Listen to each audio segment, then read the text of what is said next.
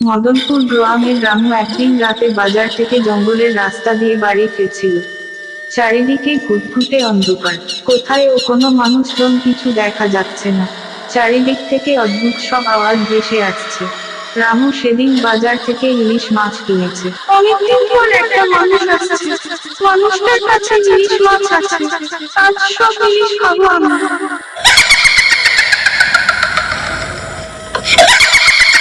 রামু ধীরে ধীরে জঙ্গলের ভেতরের বটগাছের দিকে এগিয়ে যেতে লাগলো। তার সারা শরীর ভয়ে শিউরে উঠল। চলতে চলতে রামু একসময় বটগাছের কাছে চলে আসলো। হঠাৎ সে কারোর ভয়ঙ্কর হাসি শুনতে পেল।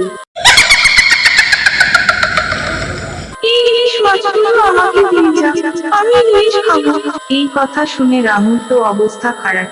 ও বাবা গো, কে আছো? বাঁচাও, আমাকে করে বাঁচাও। এরপর রামু ইলিশ মাছের ঝুড়ি ফেলে দিল দৌড়। আর ইলিশ খেকো ডাইনি ঝুড়িটা নিয়ে উড়ে উড়ে তার আস্তানার দিকে যেতে লাগলো। ইলিশ খেকো ডাইনি আজ মহা খুশি, এক ঝুড়ি ইলিশ মাছ পেয়েছে। মনের আনন্দে মাঠ ঘাট পেরিয়ে ইলিশ মাছের ঝুড়ি নিয়ে তার আস্তানায় যেতে লাগলো। চলতে চলতে অনেক সময় পর ডাইনি তার আস্তানায় চলে আসলো। তারপর সে মজা করে ইলিশ মাছ খেতে লাগলো।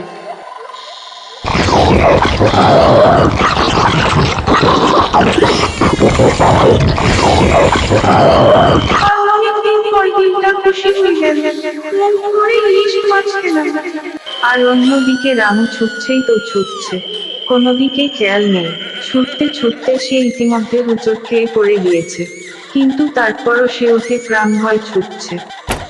রামু বাড়িতে ঢুকেই দরজা বন্ধ করে দিল। কি গো, তোমার কি হয়েছে? এত হাঁপাচ্ছ কেন? আর বাজার কোথায় রান্না করবো তো? আরে স্বামী, জীবন নিয়ে টানাটানি, উনি আছেন রান্না নিয়ে। বাজার থেকে আসার সময় ডাইনি আক্রমণ করেছিল। ও মাগো, কি বলো তুমি? তোমার কিছু হয়নি তো? তুমি ঠিক আছে তো? শুনেছি ওই ডাইনি অনেক ভয়ঙ্কর, ওখান থেকে কেউ বেঁচে ফিরতে পারে না। হ্যাঁ, আমি ঠিক আছে, কোন রকমের প্রাণ বাঁচিয়ে পালিয়ে এসেছি। সব বাজার ফেলে এসেছি ওখানে। উপর আল্লাহর কাছে অনেক শুকরিয়া, তুমি ঠিক আছো। চলো আমরা এখন ঘুমিয়ে পড়ি। এরপর তারা দুজনে শুয়ে পড়ল। পরের দিন সন্ধ্যায় করিম মিয়ার বউ হালিমা ইলিশ মাছ রান্না করছিল। চারিদিকে ইলিশ মাছের গন্ধে মুড় মুড় করছে, আর প্রাণটা জুড়িয়ে যায়। এই গন্ধ পেলে যে কেউ ইলিশ মাছ খেতে চাইবে। ডাইনিও এই গন্ধ টের পেল। ইলিশ মাছের গন্ধ পেয়ে ডাইনি তো পাগলের মতো অবস্থা। সেই গন্ধ অনুসরণ করে করিম মিয়ার বাড়িতে চলে আসলো। ডাইনি এসে জানালার কাছে দাঁড়িয়ে দেখল করিম মিয়ার বউ ইলিশ মাছ রান্না করছে। এই দেখে ডাইনি তো অবস্থা খারাপ।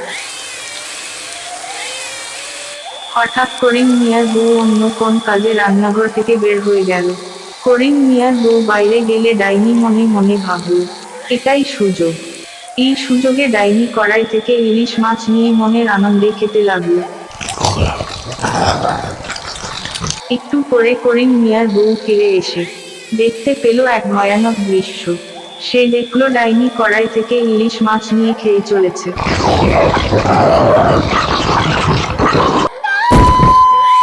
এসব দেখে সে আর ঠিক থাকতে পারল না, অজ্ঞান হয়ে লুটিয়ে পড়ল মাটিতে। ইলিশ মাছ খেয়ে ডাইনি উঠতে উঠতে বট গাছে গিয়ে বসে পড়ল। অপেক্ষা করতে থাকলো পরবর্তী শিকারের। পরের দিন এসব নিয়ে গ্রামের লোকজন আলোচনা করতে লাগলো। সকলের মনে আতঙ্কের ছাপ, সবাই খুব ভয় পেয়ে আছে। সেদিন ছিল গ্রামের হাট, সবাই হাটে গেল বাজার করতে। অনেক ব্যাপারী ইলিশ মাছ বিক্রি করছিল। ইলিশ মাছ নিয়েছেন, তাজা তাজা ইলিশ। আসেন ভাই আসেন, অনেক সস্তা লাগাইছে। আসেন সবাই তাড়াতাড়ি। আরে মিয়া, তোমার ইলিশ মাছ কেউ কিনবে না। সবার জীবন নিয়ে টানাটানি, সবাই অনেক ভয়ের মধ্যে আছে এই ইলিশ মাছের জন্য। কি বলো ভাই এসব? মাছ না কিনলে বউ বাচ্চা নিয়ে আমরা বাঁচবো কি করে বলতে পারো? আসেন সাহেব আসেন, ইলিশ মাছ সস্তা দিচ্ছে। আসেন সাহেব আসেন, ইলিশ মাছ সস্তা দিচ্ছে। শুনুন রঘু, আমাদের গ্রামে কেউ ইলিশ মাছ কেনে না। মাছ কিনলেই ডাইনি আক্রমণ করে। সাহেব, আমরা তাহলে বাঁচবো কি করে? না খেয়ে মরতে হবে আমাদের। সবাই ইলিশ মাছ খাওয়া বাদ দিয়েছে। এরপর রঘুর মনটা অনেক খারাপ হয়ে গেল। বাড়িতে তার স্ত্রী আর 4টে ছেলে মেয়ে আছে। মাছ না বেচতে পারলে সবাইকে না খেয়ে থাকতে হবে। গ্রামের আরেকজন মাছের ব্যাপারী রতন, সে মনে মনে ঠিক করলো সে গ্রামে মাছ বেচতে যাবে। সে মাছের ঝুড়ি নিয়ে মাছ বেচতে বের হয়ে পড়ে। মাঠ ঘাট পেরিয়ে রতন অবশেষে লোকালয়ে এসে পৌঁছালো। ও দিদি, মাছ নেব, তাজা তাজা মাছ। ধুর রাখো তোমার মাছ, আমাদের জীবন নিয়ে টানাটানি। তুমি আছো মাছ নিয়ে, তুমি যাও এখান থেকে। এমন কথা বলো না দিদি, আমরা কি না খেয়ে থাকবো? আমি জানি ডাইনির ভয় পেয়ে আছে সবাই, কিন্তু পেট তো আর ভয় মানে না। এই কথা বলে রতন অন্য বাড়ির উদ্দেশ্যে বেরিয়ে পড়ল, কিন্তু যে বাড়িতে যায় কেউ তার মাছ কেনে না। রতনের এতে অনেক মন খারাপ হয়। মনে মনে ভাবে রতন, আজ তাদেরকে না খেয়ে থাকতে হবে। এইসব ভাবতে ভাবতে রতন বাড়িতে যাওয়ার উদ্দেশ্যে বেরিয়ে পড়ে। বেলা পড়ে এসেছে, দেখতে দেখতে সন্ধ্যা হয়ে গেল। রামু ভয়ে ভয়ে জঙ্গলের রাস্তার দিকে এগিয়ে যেতে লাগলো। আর অন্যদিকে ডাইনি দেখতে পেল একটা মানুষ তার কাছে আসছে। ওই দেখা যায় একটা লোক আসছে, আজকে অনেক মজা হবে, যাই একটু ভয় দেখাই।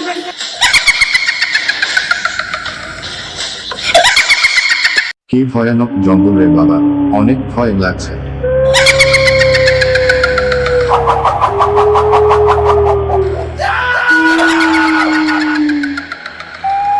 এরপর রতনকে নিয়ে ডাইনি আকাশে উড়াল দিল। রতন ভয়ে চিৎকার করতে লাগলো। কে আছো, বাঁচাও আমাকে, প্লিজ ছেড়ে দাও আমাকে, আমাকে বাঁচতে দাও।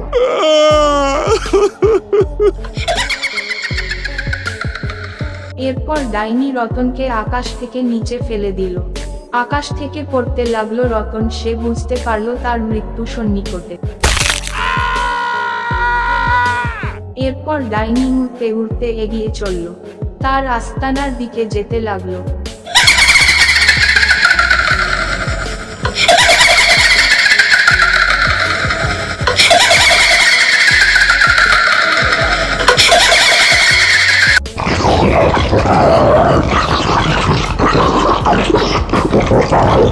আর কি শান্তি, এই রকম খাবার প্রতিদিন পেলে অনেক মজা হতো। যাই আবার শিকার খুঁজতে। পরের দিন গ্রামবাসী দেখতে পেল রতনের ক্ষত বিক্ষত লাশ। এই দৃশ্য দেখে গ্রামের লোকজন অনেক ভয় পেল। তারা সবাই মিলে ঠিক করলো জঙ্গলের ভিতরের তান্ত্রিক বাবার কাছে যাবে। যেই ভাবা সেই কাজ। তারা কয়েকজন মিলে তান্ত্রিক বাবার কাছে যাওয়ার জন্য বেরিয়ে পড়ল। জঙ্গলের চারিদিকে ভয়ঙ্কর পরিবেশের ভিতর দিয়ে তারা এগিয়ে যেতে লাগলো। সবার অনেক ভয় করছিল। অবশেষে অনেক চড়াই উতরাই পেরিয়ে তারা তান্ত্রিক বাবার কাছে এসে পৌঁছালো। গ্রামের লোকজন তান্ত্রিক বাবার কাছে সবকিছু বিস্তারিতভাবে খুলে বলল। তারা অনেক ভয় পেয়েছিল। সবকিছু শুনে তান্ত্রিক বাবা বলল, সবকিছু তো শুনলাম, তবে তোমরা শুনে রেখবি ডাইনির সাথে মোকাবেলা করা সহজ হবে না, জীবন বাজি রাখতে হবে। তবে তোরা যখন আমার উপর ভরসা করে এসেছিস, আমি জীবন বাজি রাখবো। আজকে অমাবস্যার রাত, চল তোরা আমার সাথে, আজকে ডাইনির সাথে মোকাবেলা করব। তারপর তান্ত্রিক বাবা সহ তারা সবাই ডাইনির আস্তানার উদ্দেশ্য বেরিয়ে পড়ে।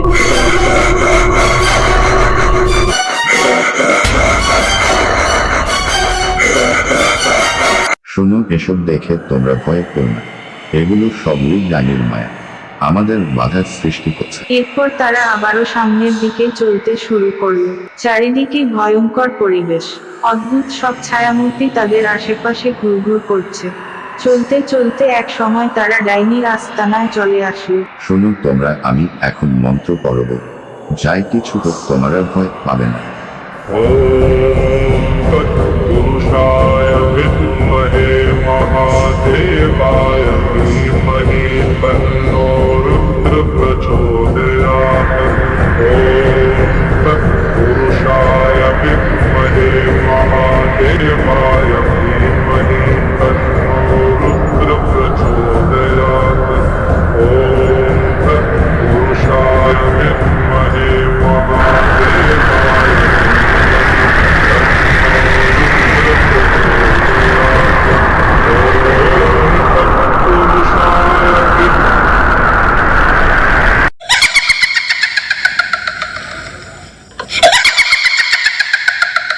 ডাইনি আজ শেষ হাসি হেসে নে। আজ তোর শেষ দিন। অনেক মানুষের জীবন নিয়েছিস তুই, সব মানুষকে ভয় দেখাস। আজ তোকে মেরে সবাইকে মুক্তি দেব আমি। তান্ত্রিক, তোর সাহস দেখে আমি অবাক হচ্ছি। তুই আমাকে মারবি? হাতে ঘোড়া গেল, মশাশলি কত জল। তোর ক্ষমতার অনেক বড়াই, তাই না? আজকে তুই শেষ। এখনো বলছি তুই এখান থেকে চলে যা। তান্ত্রিক, তোর সাহস দেখে আমি অবাক হচ্ছি। আমি আজ তোকে পুড়িয়ে ভস্মীভূত করে দিব। তুই আমার কিছু করতে পারবি না। আমি সত্যের পথে চলি। তোর মতো অনেক ডাইনিকে আমি মেরেছি। কোথায় রাখি রে? আর আমি তোর মতো অনেক তান্ত্রিককে মেরে তাদের রক্ত মাংস খেয়েছি। আজ তোর পালা যে। তোকে অনেক বোঝালাম, অনেক অনুরোধ করলাম, তুই যখন শুনলি না, এবার তুই মৃত্যুর জন্য প্রস্তুত হয়ে যা। দেখা যাক কে শক্তিশালী। আর খেলা শুরু করি।